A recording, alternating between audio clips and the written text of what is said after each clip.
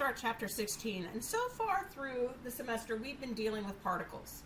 And now we're going to start dealing with real physical systems. Even though particle analysis can get us a long way, we now have to start accounting for the size and the shape of the object. And in a particle, we could neglect that size and shape. But in a rigid body and other real bodies, we can't do that. We can't neglect that anymore. So we're going to look at a rigid body, and we're going to make two key assumptions about the rigid body. One, it's considered a combination of large number of particles. So let's think back for a second and let's look at how we did the center of mass type problems. When we did center of mass, we looked at individual little items or individual little increments of mass, and we summed them up over the entire object. Now, when we were dealing with particle motion, we know that the Earth is going to act like through its center of mass, and it's going to look pretty much like a particle to the sun, and so it's going to behave that way, so we could get a lot out of it. But when it came to rotational type motion, think of a disc versus a hoop versus a baton that we had, an X-shaped baton with four masses at the end, how we rotated that object and where those masses were really impacted the motion of the object. So in a rigid object, we've got to account for that size, shape, and location of the masses. So we want to know that we're going to do. The second key assumption about a rigid body is that we're not going to change its shape during the motion. It's not going to deform. So we're going to make the assumption that if I have a hoop, it's going to stay a hoop. If I have a disc, it's going to stay a disc. I want to make the same acknowledgement that I have been making. The slides, I'm going to be using Hibbler slides to help us with this, primarily this time because my artistic ability is limited, and I'm going to want to show you these types of motion, and so I want to make sure that I've got those good diagrams that are there. So we're going to kind of look for that, and then other things will be attributed if there. So we're going to look at planar rigid motion. So we're going to look at motion in a plane of a rigid body, and that's how we're going to start. And the body is said to undergo planar motion if it's moving along a path that's equidistant from a fixed frame of reference. And we're going to see that. So I've got a fixed frame of reference, and I've got this egg-shaped object, and we could slide it along a horizontal surface, and that's going to be translational motion, right? But we could also slide it along a curved surface, say up a ramp, or like the car on a roller coaster. It could also move in that case. But if I look at 2 points on my object, I look at 2 points on my rigid body, like in this egg-shaped object, the two focuses, the distance between those 2 points is going to stay fixed. And the object's going to move in kind of in a parallel fashion. So that's going to be my translational motion. But then I can also rotate that object, right? I can rotate it around a y-axis, I can rotate it around an x-axis, and I can rotate it around a z-axis. Think of that cross-shaped baton again. I can take one of the arms of that cross, rotate it around there. I could fix say the horizontal arm, rotate it around there. But I could also take it on the z where all 4 of the masses are rotating around the central point. So we can look at lots of different types of rotation. So I can have those 3-dimensional rotation pieces. But right now we're just going to stay kind of fixed in our plane, and then I can combine the two. I can have both translational and rotational motion. As I'm sliding my egg-shaped object, I'm twisting it around an axis. So I no longer am staying A and B, maybe separated by the same distance, but where they are relative to each other certainly isn't. And I'm going to actually move that around.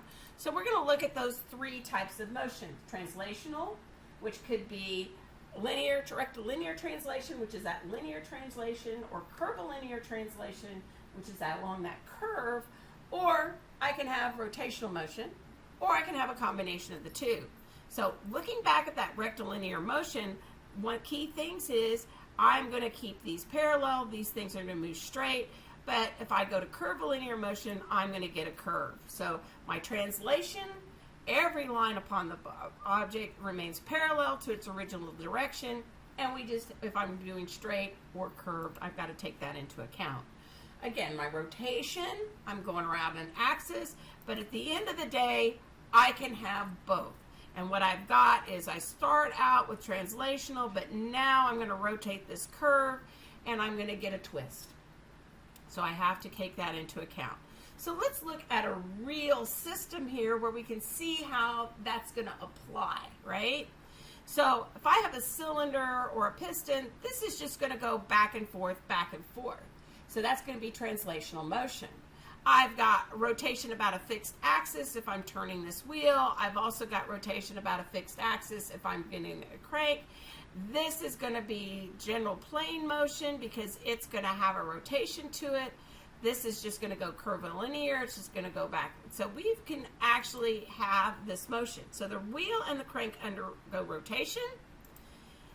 The piston undergoes rectilinear. The connecting rod undergoes curvilinear. And I can have the other connecting rod undergoing a general plane motion. So we can see all of the different combinations just in this one physical system. So I said back in the beginning that things were related to a fixed coordinate system. So here's my fixed coordinate system. Here's my object that's going to be moving. And we can define our points A and B and its translation on the object, where A is the position from my fixed reference point to A. My fixed reference point to B gives me my RB. So RA describes the position of A. RB describes the position of B.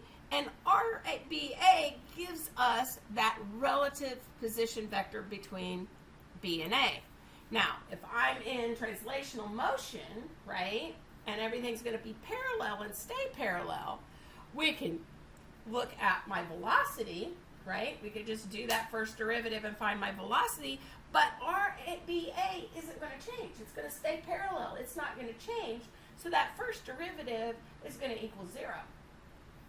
And then I can also do the acceleration. I'm going to get the same behavior there, and I can look at that acceleration. So when I'm in translational motion or curvilinear motion, where everything stays parallel and that RAB or RBA doesn't change, I'm going to be able to look at that. So all points on the rigid body subjected to translational motion move with the same velocity and acceleration. Think of my block sliding down an inclined plane.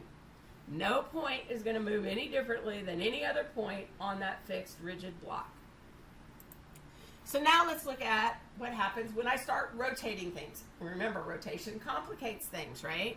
So I can look at a point P on the body that's moving along a circular path. So I've got it that I'm looking at it from the side view here, and now I'm looking at it from the top view. We can define that point P in terms of its angle theta. And we know that 1 revolution is going to equal 2 pi radians. So we can actually look at that. 1 revolution is equal to 2 pi radians. And we can look at its angular velocity and the angular acceleration. Again, nothing's new here. Think of the person on a carousel. Wherever my point is with that person on the carousel, it's going to be going with the disc there. This is the same type of analysis we've done early on. We just want to make sure that we've accounted for that. So, if I have a constant angular acceleration, guess what? I'm going to get my angular kinematics equations. We've seen these before. We've used them before. The key to these equations, of course, is that my angular acceleration is constant. And we can use those same equations that we've done before. Nothing is new here. Nothing is really changed. But now let's complicate things. Let's bring in that rotation where we're going to have to bring in that cross product, right?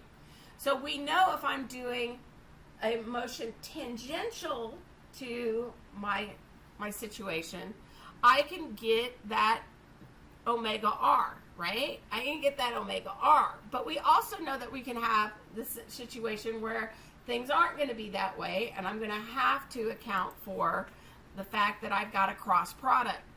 And that's because we can expand our vector r to any point on the axis of rotation, and my velocity now is going to be related back to that right-hand rule. So my acceleration is going to have a normal component, and it's going to have a tangential component. Think about where we've come from. We've been seeing this early on. We saw this early on in the semester. We've been doing that. And in our scalar form, we know that our tangential component is our angular acceleration times r, and our normal component gives us our angular velocity squared times r. Again, nothing new, except now we're thinking about how the overall motion is happening. So the tangential component represents the time rate of change in the velocity's magnitude, and we know it's tangent to the motion. We know that normal component is going to be center seeking. It's going to go towards the center of the circular path. So we want to make sure that we've got that. And now, if we want to get the whole gory detail, right? We go back to that whole gory detail where we can do that first derivative. We can bring out and get our vector form in terms of our cross product. And we've seen this analysis before. Go back and look earlier on in the semester, and you've seen what we went through each one of these things step by step. And it's also in your book step by step. So we want to make sure that that's there. And so we can relate to our tangential and our normal component, and we can get it reduced. And we know that the magnitude is just going to be the square root of the normal component squared plus the tangential component squared. And we've seen this over and over again. So we know that that's going to be there. So let's kind of step through a procedure to get us there. I'm going to do a simple problem here, and I want you to also look at the other examples that are provided. But first thing we're going to do is establish a sign convention. We want to look at the relationships that we have between our variables to know what we know and know what we don't know. If our angular acceleration is a constant, we can go ahead and use our constant equations, and we can look at our overall velocity vector, our tangential vector, and our normal components. And then alternatively, we can go and use the really gory details. So again, as with any of these situations, we got to look at the problems, and the problems help us understand what's actually happening here. So let's look at a problem. I've got a pulley that's connected to a smaller pulley. We've got a belt that's going to be pulling our pulley. So I've got this cable that's attached on this inside pulley. We've got a bigger pulley here, and we're going to be moving a load up. So we've got a load B is connected to a double pulley.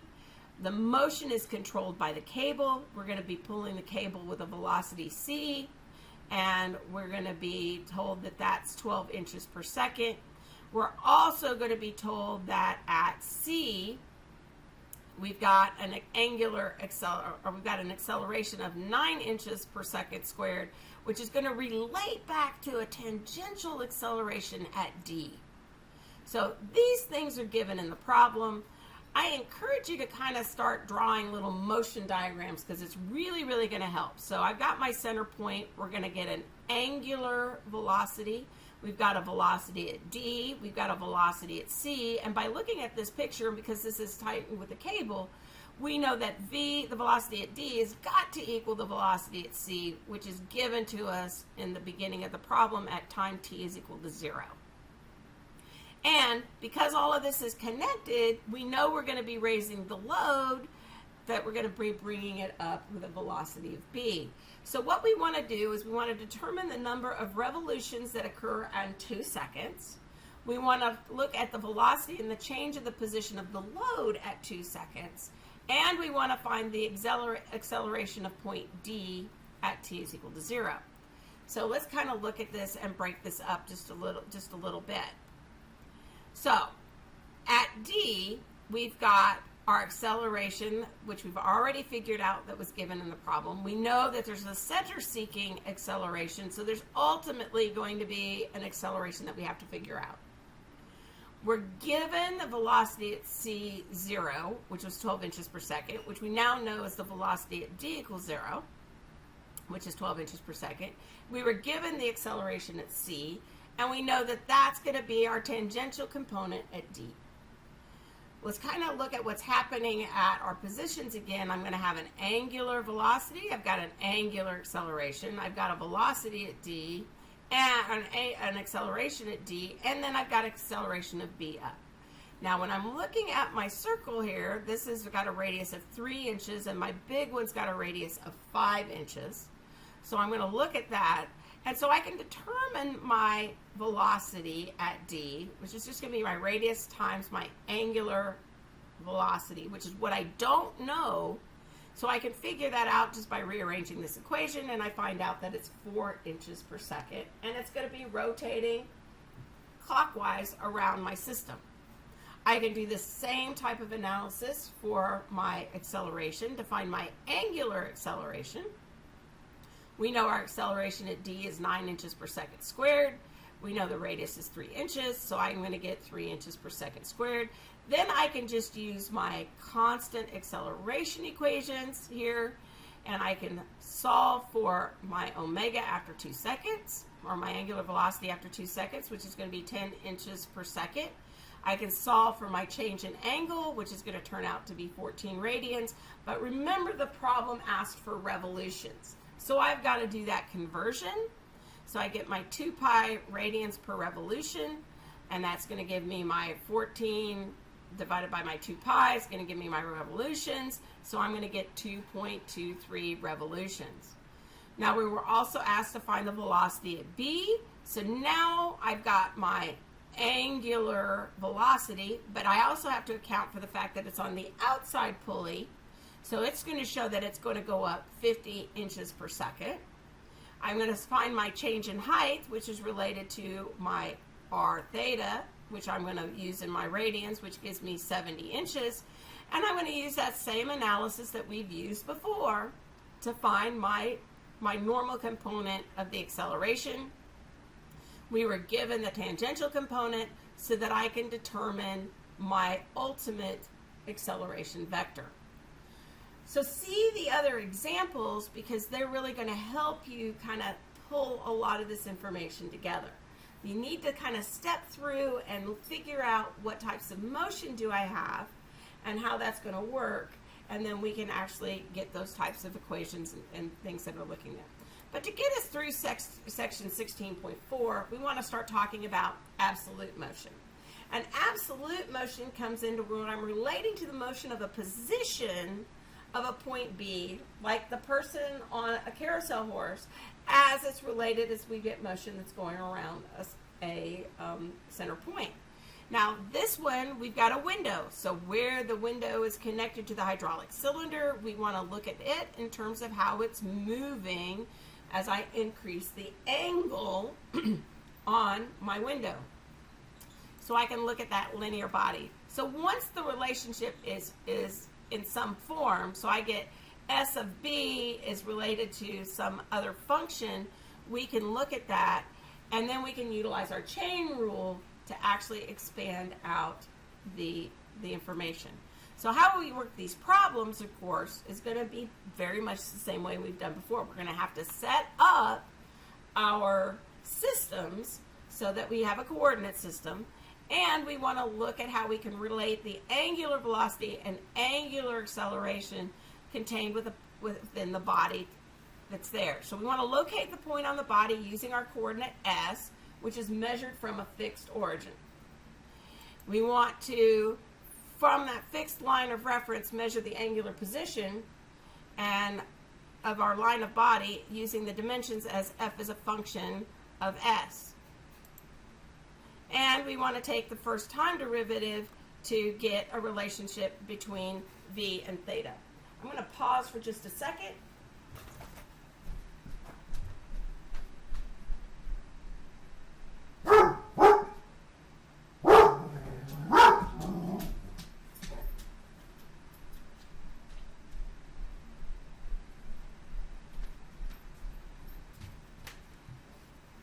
Sorry about that. And then we want to get that function of theta as our relationship between our velocity and our angular velocity. And then we want to take that second time derivative to get a relationship between A and alpha. So let's look at this in terms of a problem, because that's really what's going to cause us to explain and pull all of this together. So I'm going to use this crank problem. So in an engine, we've got a cylinder that moves up and down. We have one arm here, we have another arm there, and we're told that this part, A and B, is moving at a constant clockwise angular motion of 2,000 RPM. All right, so think of your crankshaft in your car. We want to determine the angular velocity for the arm BD and the velocity of the piston. How far is it going up and down? So when we do that, first thing we want to look at is what's going on at A. So we were told that we're in 2,000 revolutions per minute. We want to put that in terms of an angular velocity that we can use. So we're going to convert our revolutions per minute into radians per second. Once we do that, we know we have our lever arm is 3 inches. We can calculate the velocity in terms of a linear velocity, in terms of our r times our angular velocity. And we can figure that out, and we get 628 inches per second. So I'm going to leave that part here so we can see what's going on next. And now we want to break down the motion. We want to really look at this and break down the motion. So I'm going to get my triangle here, and I'm going to break it down so that I can use the law of sines to figure out what my beta angle is, okay? Because we got the velocity of B coming in here, and I want to find out where my angles are. And we've got our sine of 40 and our 8 inches, and that's going to give me my sine of B at 3 inches, and that's going to give me my beta angle. Now, this is going to have a general motion. So you're going to have to look at these systems to figure out, am I got translational motion, do I have curvilinear motion, or do I have general motion? And in this case, we've got a general motion equation. So let's break it up into its two components, because I can do that. I can break it up into its translational component, and I can break it up into its rotational component. So my linear velocity of VD is equal to the velocity of B plus that relative motion VD, or VDB.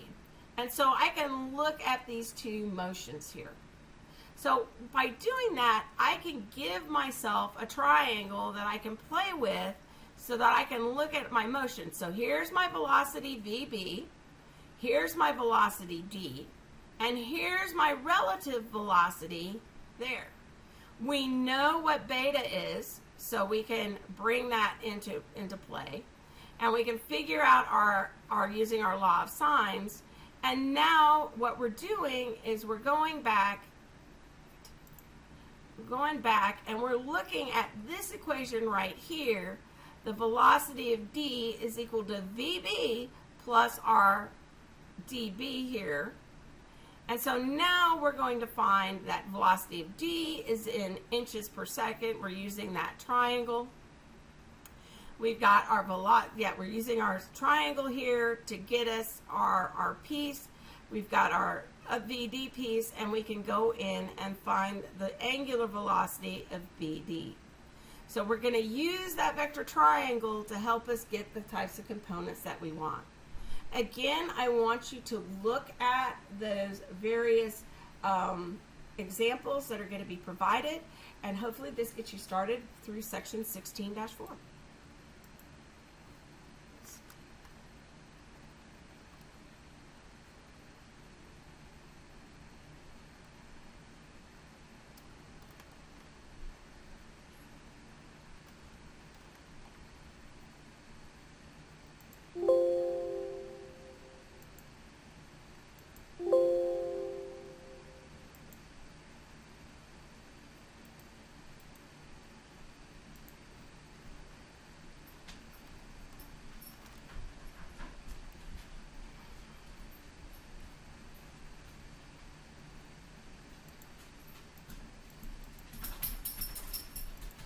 I gotta do it again.